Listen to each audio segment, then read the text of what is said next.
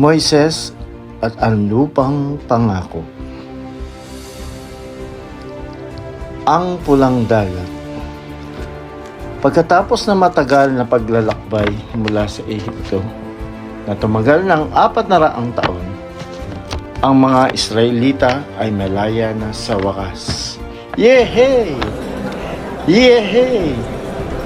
Masayang-masaya ang lahat ng dagat. Dagat? We're trapped! Saan tayo dadaan? Paparating na sila Paraon. Papatayin nila tayo. Paano tayo makakatawid? Haya na sila. Binigyan ng Diyos si Moises ng kapangyarihan na hatiin ang dagat upang sila'y makadaan.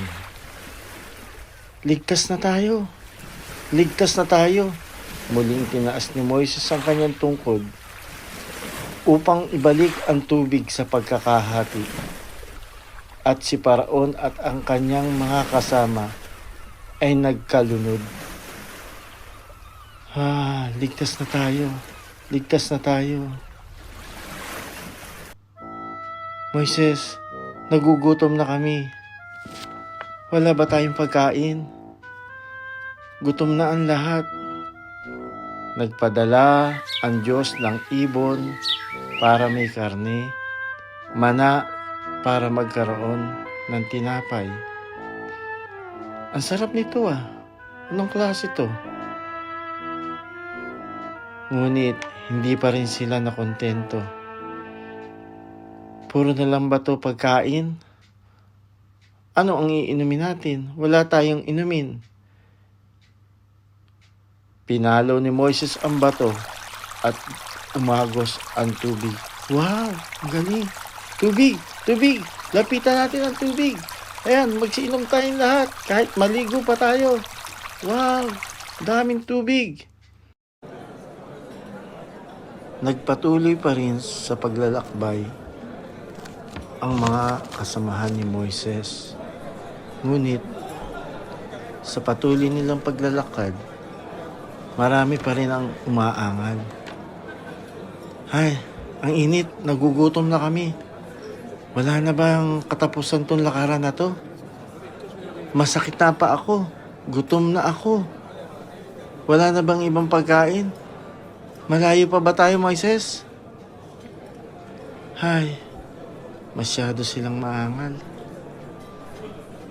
Gusto kasi ng Diyos na makarating sila sa lupang pangako para ito'y maging isang bayan.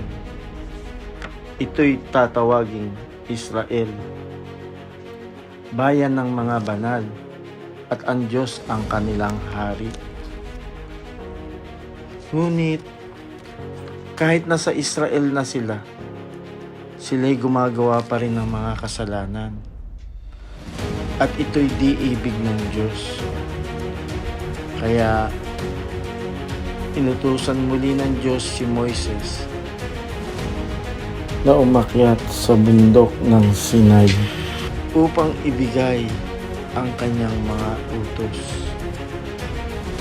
Utos? Ano yun? Ano yung sinasabi ni Moises na mga utos? Umakyat si Moises sa bundok ng Sinai at doon nagsalita ang Panginoon sa kanya at ibinigay ang 10 utos. Ang 10 utos ng Diyos.